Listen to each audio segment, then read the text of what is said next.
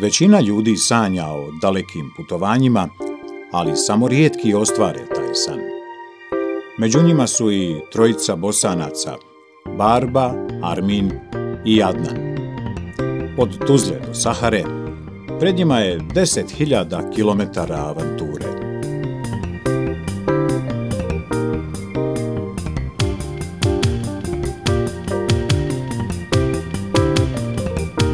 U prethodnoj epizodi napustili smo Nuakšot i pustinjskom cestom krenuli prema Šingetiju, starom gradu u srcu Mauritanijske pustinje. Usput smo doživjeli svakakve avanture. Kampovali smo pod zvjezdanim nebom Sahare.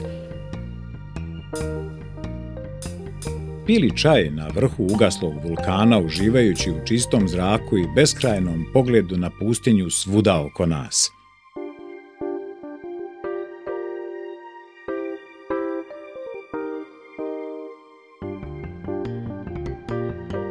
I spašavali se od paklene vrućine, prepuštajući se blagodatima talasoterapije u pustinjskom SPA centru oaze Teržit.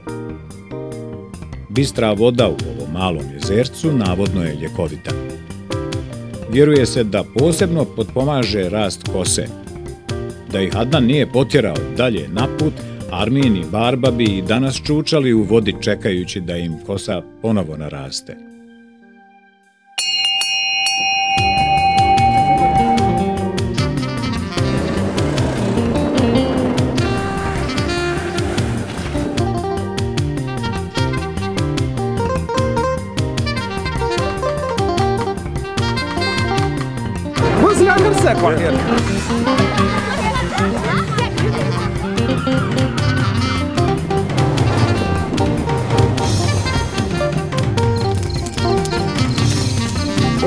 Posta.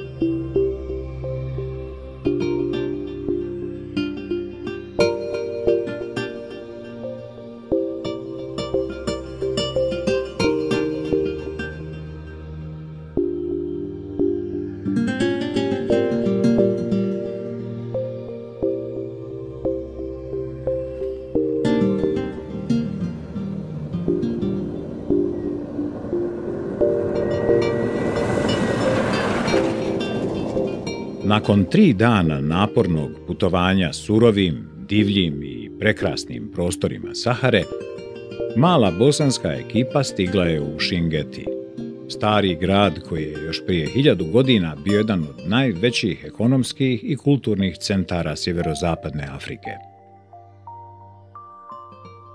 Prešli smo čak 5000 kilometara kroz Afriku da bismo otkrili šta je danas preostalo od Šingetija i njegove nekadašnje slave i bogatstva. Da li je sav taj put bio vrijedan truda? Odgovor na to pitanje potražili smo u jednoj od biblioteka po kojima je Šingeti nekada bio slavan. Je me présente Saif al-Islam, Heibat Ahmed Mahmoud. C'est moi. Je me trouve là où vous êtes, exactement. C'est la fondation Ahmed Mahmoud qui vous accueille. Parmi les plus anciennes, bien sûr, collections de Šingeti, une bibliothèque depuis longtemps, depuis quand même 1699 ères chrétiennes, à peu près 1110 ères musulmanes. Autour du petit puits qui se trouve à 3 km d'ici, s'est fondée la première ville. C'était une ville bien sûr civilisée. Il y avait des dispensaires, des cultures, il y avait des oasis, il y avait des marchés, il y avait des trocs. Il y avait tout dans cette ville. Il paraît que c'était une ville de 30 km de superficie avec même 12 mosquées. Malheureusement, cette ville n'a duré que 5 siècles. L'intervalle 777-1264. 1264, déjà depuis 1264, tout le monde s'est déplacé et devenu dans cette deuxième ville. Et où? Dessus une montagne, parce qu'on voulait vraiment, on voulait être sauvé du sable, rescapé du sable. Et hélas, le sable nous a poursuivis. Il nous a même grimpé la montagne pour envahir les maisons dessus. C'est pour ça que nous sommes déjà dans la deuxième ville. Depuis l'année 1917, les Français, les colons, viennent ici fonder une troisième ville de l'autre côté de la ville. Donc, vous avez 3 dates à retenir. 777, 1264, 1917. Toute la ville était une ville médrasa. Dans chaque maison, il y avait une médrasa, mais toute la ville avait sa renommée, son histoire, à cause du savoir. Et c'est avec ce savoir, surtout religieux, qu'elle s'est fait distinguer. Oh, mais je me rappelle très bien que dans ces livres, dans ces collections, on peut trouver beaucoup de disciplines. L'astronomie, l'astrologie, la médecine, les mathématiques. Ce qui veut dire que nos ancêtres étaient si capables à enseigner, à écrire autrement que la religion. Mais la dominance restera toujours, bien sûr, pour l'aspect spirituel et religieux. Donc la religion avait dominé, ce qui a privilégié à notre ville, à notre privilège pour la ville, d'être cité, et jusqu'à nos jours, cité comme 7e lieu de l'islam, surtout sunnite. Donc quand on compte, on dit Mecca, Médina, Jérusalem, les Caire, ces 4 sont incontestés. Le 5e rang, le 6e rang de l'islam sunnite, pas chiite, c'est un peu disputé dans la première version. On dit Marrakech, on dit Fès, les deux au Maroc, on dit Kairouan en Tunisie, Bagdad en Irak, Damas en Syrie. Il paraît que le 7e, pas de polémique encore. Il n'y a pas de dispute. Tout le monde est d'accord que c'est Chinguetti. Donc Chinguetti, c'est la 7e ville dit à cette abondance, à cette dominance spirituelle chez nous. Autour de cette fameuse mosquée Chinguetti, il y avait, comme notre maison, dans chaque maison, il y avait au moins un érudit, un enseignant, beaucoup d'élèves et surtout beaucoup de références, beaucoup de livres.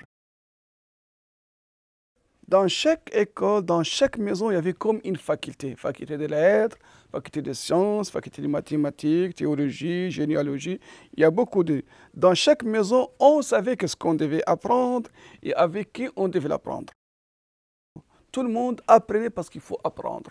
La religion nous dit qu'il faut apprendre. On nous a toujours dit dans la religion que apprendre, c'est une obligation du berceau jusqu'à la tombe. On nous a toujours dit que 3 sont les plus bons de ce monde, l'enseignant, l'élève et les mécènes. Les mécènes, c'est ce qui aide les deux, ce qui finance pour les deux. On considère que Chinguetti, actuellement, était une ville symbole. Pourquoi?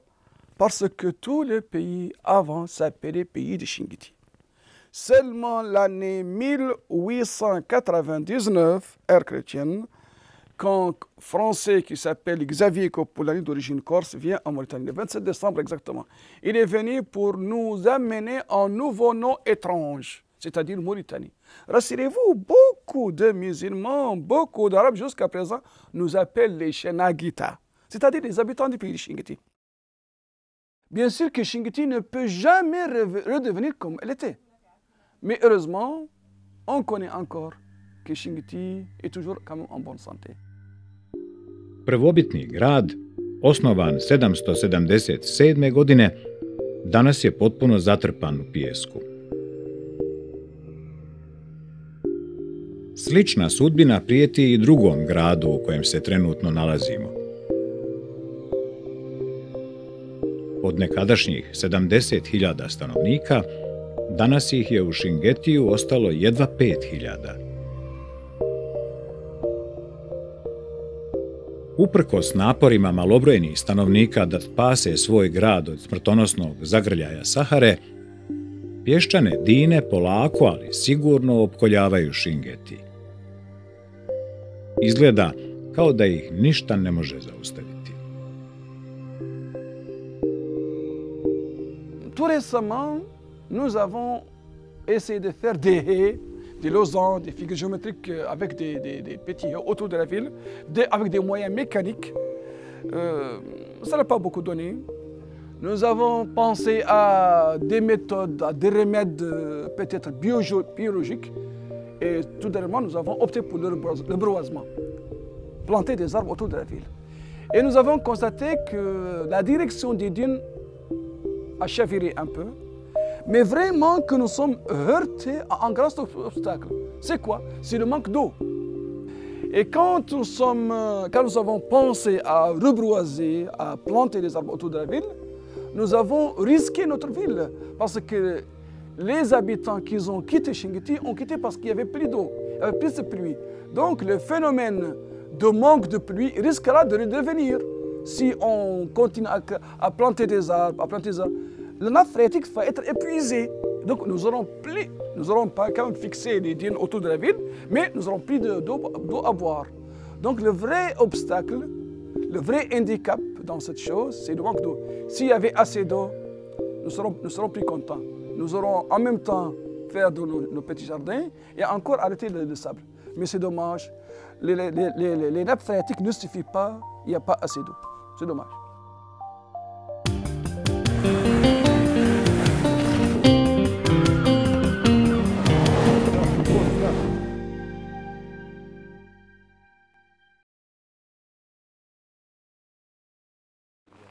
Est-ce qu'il y a quelqu'un qui va ouvrir la porte et vous interrogez quelqu'un?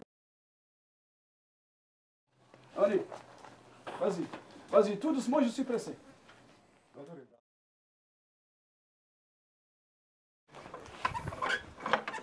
Kako to radi?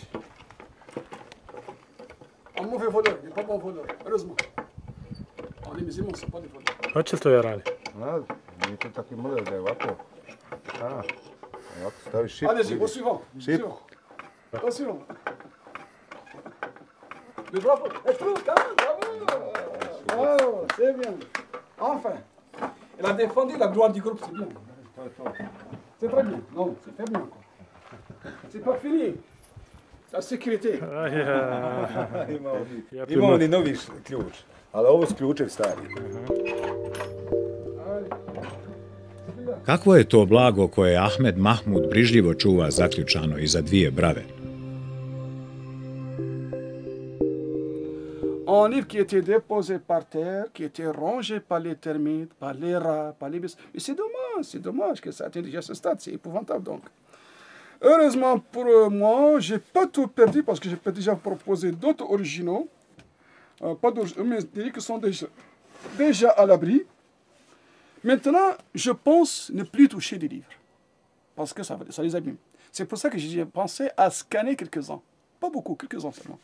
Ça, par exemple, ce sont les 2 pages de garde, première page, dernière page, du plus vieux livre, le seul Coran carrément, cohéremment écrit sur le pot d'antilope, et qui remonte peut-être au Xe siècle.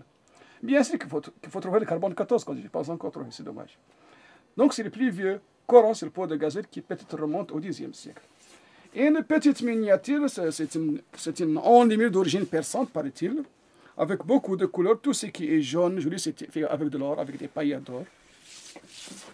Et là, j'ai ma fameuse miniature, c'est la grande réelle, des très petits portatifs qu'on peut apporter facilement dans la poche. Ce sont seulement ces 3 que j'ai déjà mis à l'abri, que j'ai déjà conservé.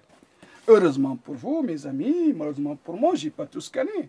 Donc je peux déjà montrer quelques vieux livres, mais qui sont cette fois originaux. Là, nous avons ce livre d'origine sunnite, c'est toujours sunnite, avec quelques pages, parmi les plus jolies. Et là, vous avez ce qu'on appelle les arabesques. L'art musulman s'est développé autour de ce qu'on appelle, nous, musulmans sunnites, les arabesques. Les musulmans sunnites ne font jamais de représentation humaine ou animale. Ils pensent d'ailleurs que c'est même idolâtrie. Ils ne font pas. Donc, parmi les plus petits livres de prière, et qui remontent au 18e, maintenant, je peux vous proposer peut-être un parmi les plus géants de mes livres. Cette fois, il s'agira sûrement des hadiths. Où est-ce qu'il est mon fameux hadith? Il est là, tout près. Les hadiths. Ça, c'est un livre de grammaire. Et celui-là, c'est un livre des hadiths. Il prend tout doucement. Hadith, c'est la vie du prophète? C'est les paroles. La vie du prophète, ça s'appelle la sira. Sira, c'est la vie du prophète. Ça, c'est les hadiths, ce sont des... C'est un livre intitulé Je vais vous montrer sa page, sa première page, qui est là.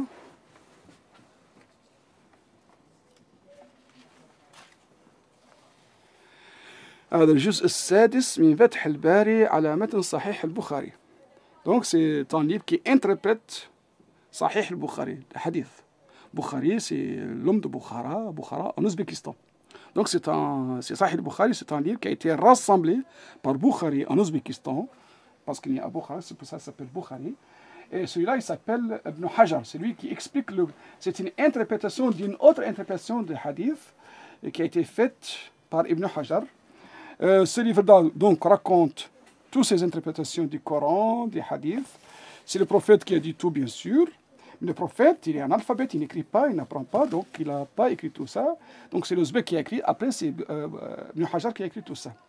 Mais peut-être nous avons constaté, on peut constater, les mots en rouge, c'est quoi? Ce sont les débuts de paragraphes, parfois la linéa. On constate qu'il y a les marges qui sont très grandes, ça a été laissé pour les annotations, pour les commentaires.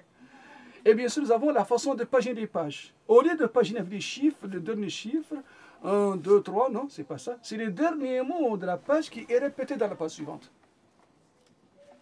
Donc, c'est toujours le même thème. Cette fois, c'est un autre livre des hadiths. Vous allez voir avec plus de couleurs qui sont là. Un livre des hadiths, toujours les hadiths. Avec toujours des commentaires dans le Coran, des commentaires dans la marche, des annotations, des commentaires. Et là, je ne sais pas, est-ce que vous pouvez constater qu'il y avait des guidanes métalliques. Les guidanes, ce qui sert à tracer les lignes, sont parfois métalliques. Quand il s'agit d'un guide métallique, on le renverse et on le presse. Ça va laisser ces marques, c'est très blanche qu'on voit, qui nous permettent à faire des lignes droites après.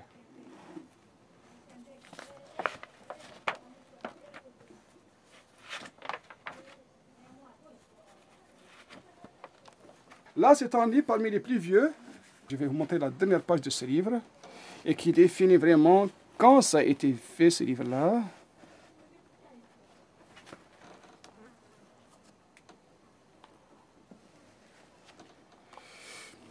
Ils ont dit que ça a été fait l'année complétant, عام مكمل لألف للهجرة النبوية, c'est-à-dire l'année complétant 1000 de l'ère musulmane. Et nous sommes actuellement l'année 1430. Donc ça fait 430 ans que ce livre de grammaire se trouve chez moi déjà ici. Un livre de grammaire, pour vous montrer quelques pages à l'intérieur, c'est déjà annoté, commenté dans les marges, comme le premier livre, déjà commenté, annoté dans les marges. C'est une vitrine qui contient d'autres livres. On va commencer par celui-là, très enluminé. C'est d'ailleurs la seule enlume que j'ai, qui remonte d'ailleurs peut-être au XIIIe siècle.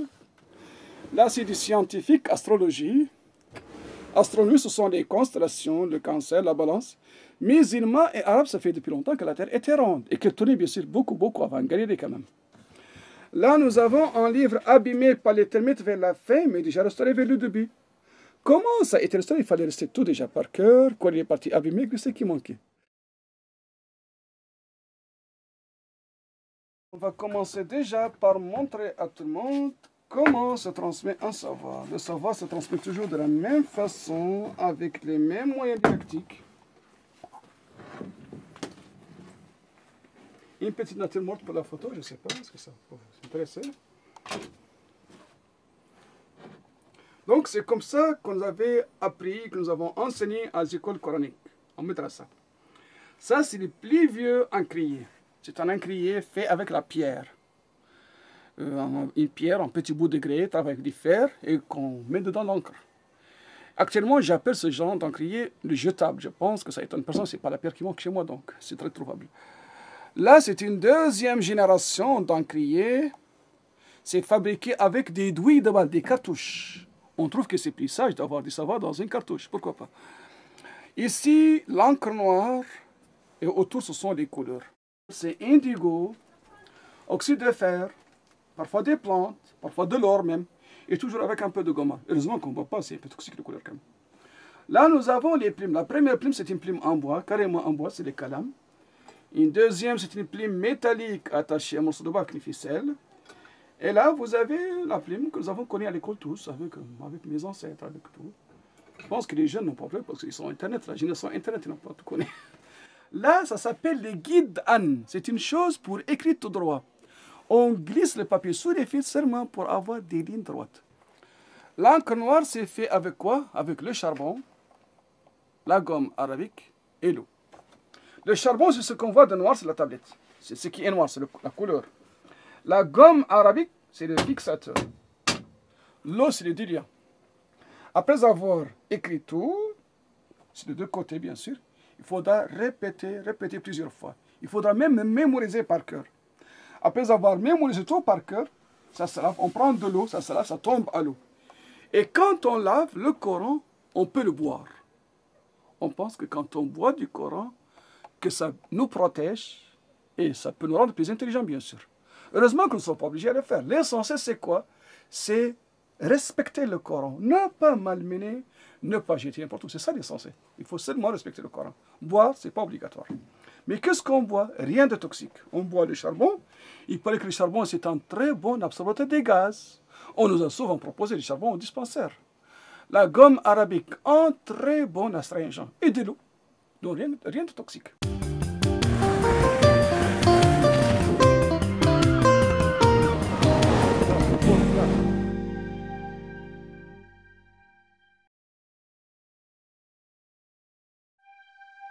Dok smo sa zanimanjem pratili izlaganje našeg domaćina o kulturnoj povijesti Šingetija, gradom se pronijela vijest o neobičnoj pojavi trojice turista iz Bosne. Na izlazu iz biblioteke sačekalo nas je nekoliko prodavačica suvenira. Začudo, čim je Barba spomenuo da nije oženjen, svih 5 ljepotica sjatilo se baš oko njega. Evo, vala, imaju 4 žene ovdje za mene. Parce que, voilà, 4 c'est bon, mais 5, il y en a une de trop.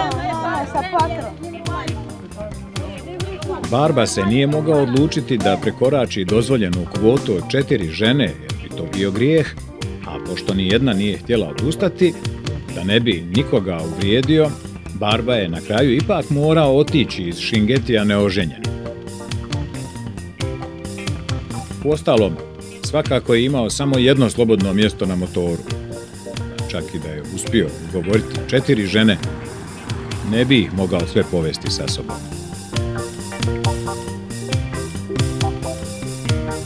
U sljedećoj epizodi napustit ćemo Šingeti i zaputiti se prema Uadanu. Od nekada slavnog karavanskog centra, danas su ostale samo ruševine zaboravljene u bespućima velike pustinje. Da bismo stigli dotamo, čekalo nas je još jedno naporno putovanje po vrelini nemilosrdnog saharskog sunca. Ali tvrdoglave Bosance ništa ne može zaustaviti.